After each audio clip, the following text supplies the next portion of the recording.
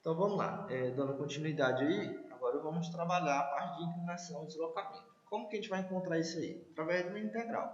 Nada muito difícil, não é integral trigonométrica, nem nada, é uma integral simples de um polinômio, tá? Então é bem moleza. Então vamos imaginar agora uma outra viga, um pouco mais fácil de visualizar aí a rotação, uma viga engastada, tá? Uma vigazinha engastada. E em balanço lá na ponta. Vamos imaginar que essa viga tem uma carga, tá, de baixo para cima, e ela vai ter essa rotação aqui, tá, para cima. Tá? Então, tendo essa rotação para cima, a gente vai ter um raio de curvatura ρ, tá? Raio de curvatura ρ, e a gente vai ter esse ângulo aqui, delta, θ. Como já comentamos, o centro do raio é o zero, ou O, é a linha, né? Eu tenho dois pontos que eu chamei de ponto 1, tá? E o ponto 2. Nesse ponto 1, ele vai ter, essa aqui vai ter um deslocamento para cima, né? De V, deslocamento qualquer, tá? E nesse ponto 2, ele vai ter um deslocamento para cima também. Só que vai ser um pouquinho maior do que o V, né? Vai ser o V mais um diferencialzinho de V, né? Uma parcelinha pequena. E essa distância aqui do M1 para o M2 é o nosso dx, do elemento diferencial. Tá? Mesma coisa que a gente viu lá atrás. Tá? Então, do ponto 1 para o ponto 2 é o dx, e o deslocamento aumenta de V para um V mais um dV. Tá? Pois bem, analisando isso aí, o que a gente vai ter? Primeiramente, esse cara aqui, ó, esse comprimento, ele na verdade é um arco. Tá? Ele é um arco, assim, ele tem uma curvatura. Porém, como eu estou olhando um elemento dx muito pequeno, esse arco é praticamente uma reta. Se a gente olhar ele muito pequeno, tá? Um elemento dx muito pequeno, então ele é praticamente uma reta. Então, se ele é praticamente uma reta, a gente pode calcular através daquela mesma relação trigonométrica que nós comentamos lá atrás, essa aqui. Basicamente, a gente vai pegar aqui, ó, o ds é igual ao ρ, tá? Vezes, que é o raio, vezes o ângulo dθ. Tá? A gente já viu isso aí, não vamos quebrar mais cabeça com isso. Então, esse comprimentozinho aqui, ó, é o delta S é igual ao ρ vezes delta θ. Pronto, isso a gente já viu. Nós já vimos também que o 1 sobre o ρ, ele existe uma relação conhecida em relação ao momento fletor. Agora a gente vai descobrir uma relação no quesito o ângulo. Porque se eu pegar essa mesma equação aqui, ó, eu posso isolar o ρ. Então, isolando o ρ, o que eu posso fazer? Ele está multiplicando, eu vou passar a dividir, então vai ficar ΔS sobre ρ, tá? Só fazendo algumas funções diversas para a gente ter o 1 sobre o ρ isolado. E aí lá, do outro lado, vai ficar o delta θ. Agora eu posso passar o ΔS para o outro lado. Ele está na parte de cima, vai passar para o denominador. Então vai ficar 1 sobre ρ igual ao delta θ sobre delta S. Tá? Então essa relaçãozinha aqui, eu só invertir aqui para me isolar o ρ, de tal forma que eu tenha algo parecido com essa outra função, tá? A curvatura. Então, descobri isso aí. Considerando que o nosso ΔS ele é muito próximo numericamente do valor do ΔX, aquele que a gente comentou, tá? Lá atrás. O ΔS lá, o ΔS, ele é milimetricamente, tá? Menor do que o ΔX, porque eu estou falando de um elemento diferencial aqui, ó, muito pequeno. Tá? Então, aqui para esse nosso caso, para a gente simplificar, a gente pode aproximar o ΔS como sendo aproximadamente igual ao valor do ΔX. Tá? Vai ter um pequeno erro, tá? Se a gente for calcular exatamente sobre a teoria da elasticidade, tá? Mas é muito irrelevante. Tá? Então, a gente vai fazer essa consideração aqui. O ΔS, tá? É numericamente próximo do ΔX. Então, isso, substituindo aqui o ΔS pelo ΔX, a gente vai chegar nessa relação. 1 sobre ρ é igual ao Δθ sobre o ΔX. Tá? Ponto. Pois bem, dando continuidade, eu estou agora pegando aqui, ó, eu vou relacionar aqui o θ assim, com o ângulo da curvatura. Aqui, ó, essa minha viga, ela tem nesse ponto uma curvaturazinha aqui, ó, tá? Uma curvatura. Então, agora eu vou ampliar essa região aqui, ó. Vou ampliar, tá? Vou ampliar ela para a gente poder olhar mais de perto esse cara. Então, ampliando ela, o que que eu vejo? Eu vejo lá a nossa curvaturazinha, o Δθ, tá? Que é do interior lá da nossa figura, Δθ. Vejo aqui esse comprimento aqui, ó, em relação ao eixo original, é o V. Tá? Esse comprimento aqui, ó, que é o deslocamento vertical, já no ponto 2, é o V mais uma parcela dV, já comentamos. E aqui eu tenho a rotação da tangente, da curvatura, em relação ao nosso, da linha original, o nosso x, que é a linha original. Então, é o θ, é a rotação. Né?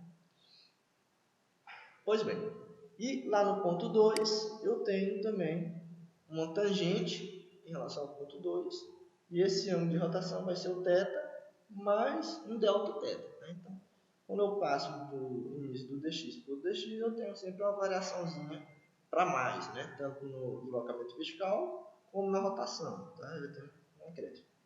Beleza. Então, se a gente pegar aqui, ó, esse nosso cara, e notar que aqui eu posso ter um triângulo retângulo, tá? Triângulo retângulo, vou pegar daqui, tá? Triângulo retângulo. O que eu posso analisar desse triângulo retângulo? Considerando aqui que é o ρ, tá? Então aqui é o rhozinho. Essa parcela da vertical que sobra aqui, quanto que ela é? É esse cara aqui menos esse. Então V mais dV menos V, corta o V com V, sobra só o dV. Então esse cara aqui, ó, esse comprimento é só o dV. Tá? E aqui na horizontal? A horizontal é o dx, né? Então dx. Okay? E aqui em cima, o ds. Tá? O comprimento, claro, isso aqui é um arco, né? Não é reto exatamente, mas é praticamente reto. Você está olhando um negócio muito pequeno. Pois bem, se eu calcular a tangente de θ vai ser o cateto oposto, dv, sobre o cateto adjacente, né? Que é o dx. Tá? Então aqui é 90 graus. Então eu tenho essa expressão.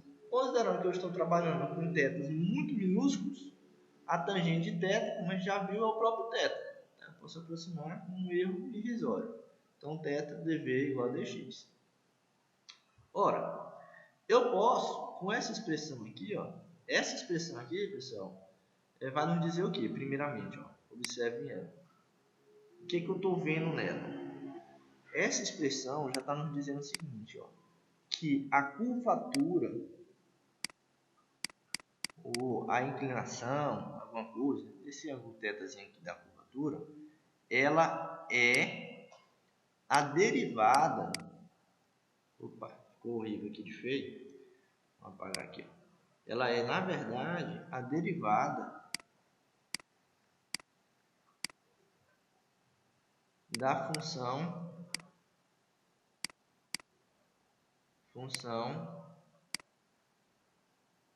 da deflexão. Tá? Ou seja, desse deslocamentozinho aqui V. Tá? Então aqui, ó, se eu pegar a função V, ó, derivar ela em função de x, que é o comprimento, né, eu encontro a rotação naquele ponto. Tá? Então aqui já é uma primeira coisa que a gente já anota. Tá? Então a curvatura eu posso encontrar de que forma? Se eu encontrei a função da deflexão, derivo essa função e encontro a função da curvatura. Tá? No primeiro ponto. Ok, então só um detalhe mais importante. Agora eu vou derivar de novo, tá? Para a gente tentar chegar lá no momento fletor. Vocês vão ver que a gente vai chegar. Se eu derivar aí para derivar eu tenho que derivar os dois lados, né? Se eu pego, divido um lado da esquerda, matematicamente para isso ser verdadeiro, eu tenho que dividir o outro. Então, por exemplo, se eu tenho aqui, ó, igual a B mais C, eu posso pegar o A, dividir por 2, e o outro lado, se eu pegar o B mais C e dividir por 2, é a mesma coisa, tá? Então, se eu pegar aqui, ó, passo 2 para lá, ele vai cortar o 2 com 2, tá? Então, se eu fizer o que eu fizer de um lado, matematicamente eu tenho que fazer do outro. Então, nesse caso aqui, eu vou derivar. Eu vou derivar da esquerda e derivar da direita. Então, derivando o θ, o que que é? É dθ sobre dx, tá? Que eu estou derivando em função do eixo x. Então, dθ dx. Então, isso aqui é a derivada do θ. Se eu derivar esse cara aqui, isso já é uma derivada, né? Então, eu vou ter uma derivada segunda. Então, você escreve aqui, ó, d2v dx2. Tá? Então, é a derivada segunda da função da deflexão. Tá? Então, fica com esse cara aqui, essa cara. Beleza. Então, aí vamos anotar o seguinte, pessoal. Esse dθ dx, a gente já viu essa expressão lá atrás, pessoal. Olha só ela aqui, ó. dθ dx. Ele é igual à curvatura. Então, eu posso substituir ele lá naquela expressão por 1 sobre ρ, que é a curvatura. Então, tá aqui, ó. 1 sobre ρ é igual à derivada segunda da deflexão sobre dx2. Tá? E aí, vamos observar também, cara. Esse camaradinho aqui, ó, 1 sobre ρ, a curvatura, a gente tem uma outra expressãozinha para ele, que é essa aqui, ó. 1 sobre ρ é igual ao momento vetor sobre aquela relação momento-curvatura que a gente encontrou lá atrás.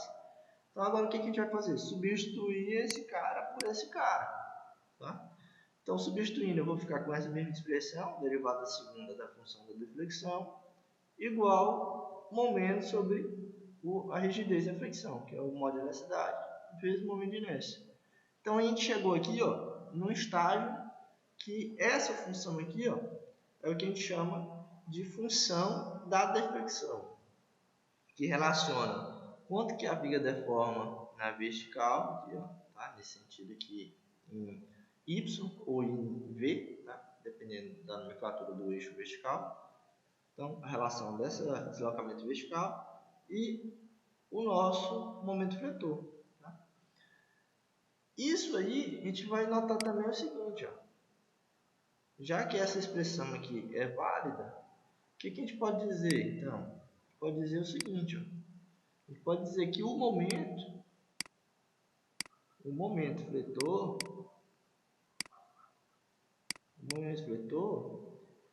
nada mais é do que a derivada segunda da equação da deflexão.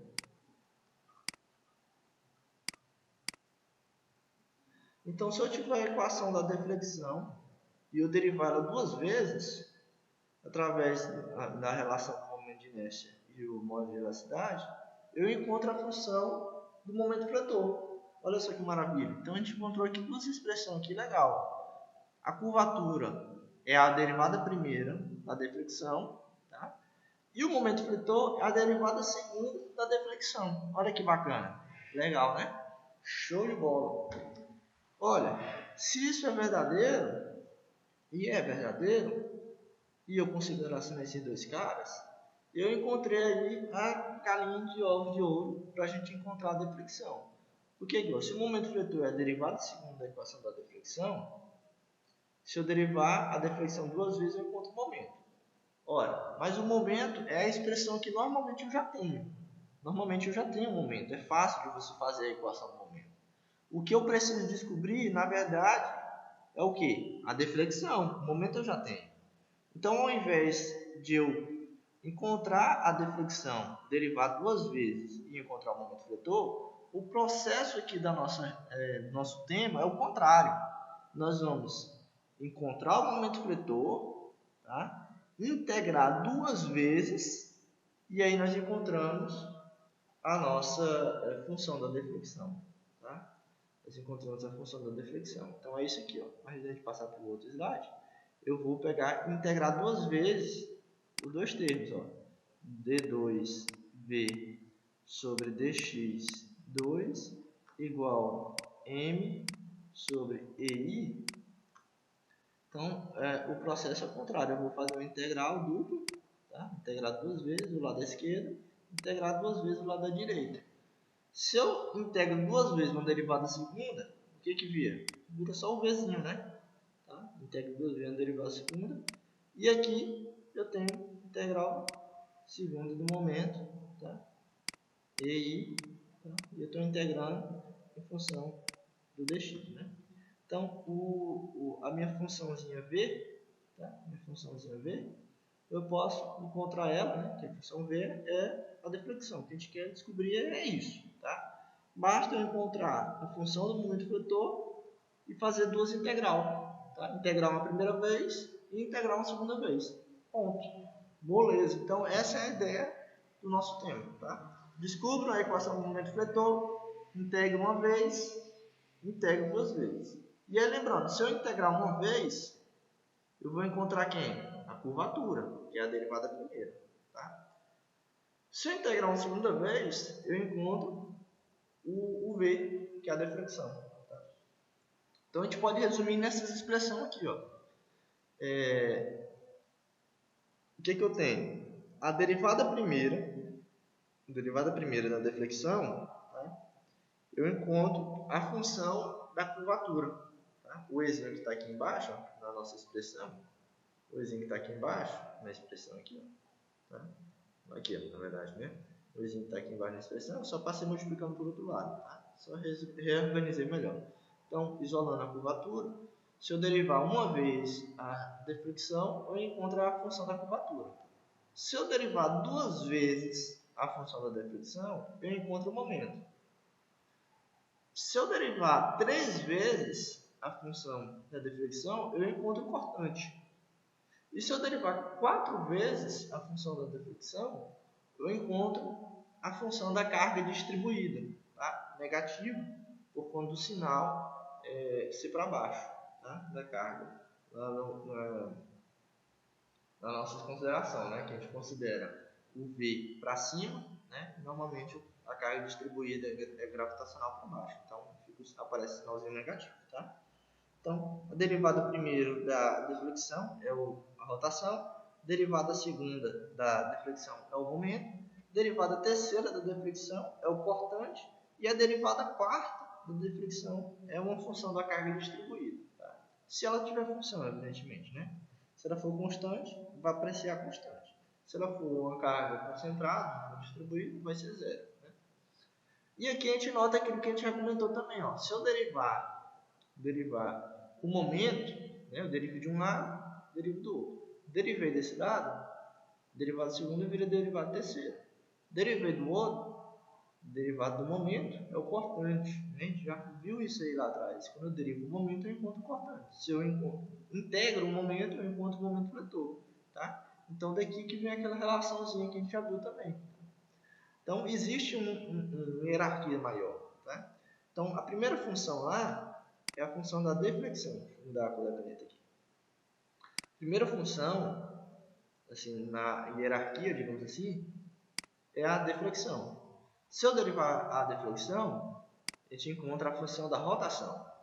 Se eu derivar a função da rotação, eu encontro o momento fletor. E aí a gente já sabe também, a gente já sabia, na verdade, né? Se eu derivasse o momento, eu encontrava a cortante. Né? Então ele está nessa hierarquia. E se eu derivar a cortante, eu encontro a carga distribuída, tá? Se eu tiver uma função para ela, evidentemente. Então, ela está dentro dessa hierarquia, aquela relaçãozinha que a gente conhece, diferencial entre momento e cortante, que inclusive a gente utilizou ela para a gente fazer a função das tensões de cisalhamento transversais, né? Tensões de cisalhamento devido ao cortante transversal. Tá? Então, relembrando, se eu tiver uma viga com trechos diferentes de carga, por exemplo, aqui eu tenho um trecho, esse pedaço aqui, tá? Eu tenho um outro trecho aqui e tenho um outro trecho aqui. Eu vou ter três funções de momento, mx1, mx2 e mx3, né? Então, três funções de momento para cada um. Então, nesse cara aqui, ó, nessa hierarquia, eu vou ter que fazer também o mesmo processo.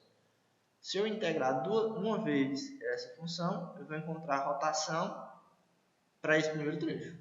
Se eu integrar uma vez essa função, vou encontrar a função da rotação para esse segundo trecho.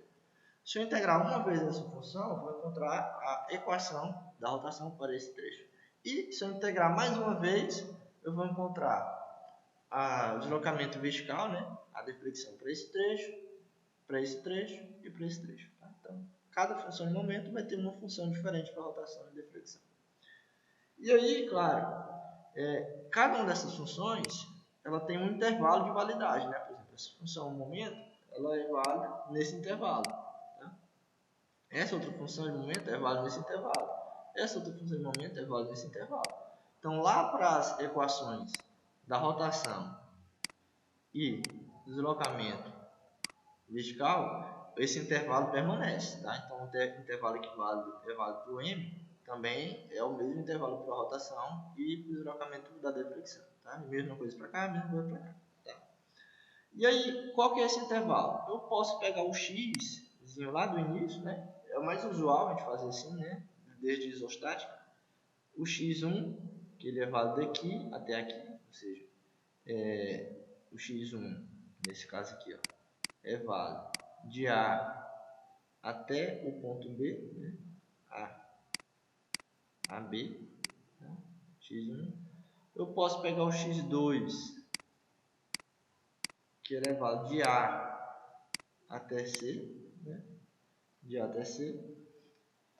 E posso pegar o x3 aqui, que é válido de A a D, tá? E aí lembrando que esse x aqui ele é progressivo, tá? É mais usual a gente fazer isso, desde a isostática a gente faz dessa forma. Mas também eu posso fazer x diferente. Então, por exemplo, esse primeiro trecho aqui, ó, é o x1. Aqui eu começo o x2 de 0 até esse valor. E aqui eu posso ter o x3 de 0 até esse valor. Ou eu posso fazer contínuo, como a gente já fez. De 0 até um valor aqui, de 0 até um valor aqui, de 0 até um valor aqui. Tá? Esse é mais usual para a gente. Mas as duas formas dão o mesmo resultado. Tá? Você vai fazer o que você acha mais fácil.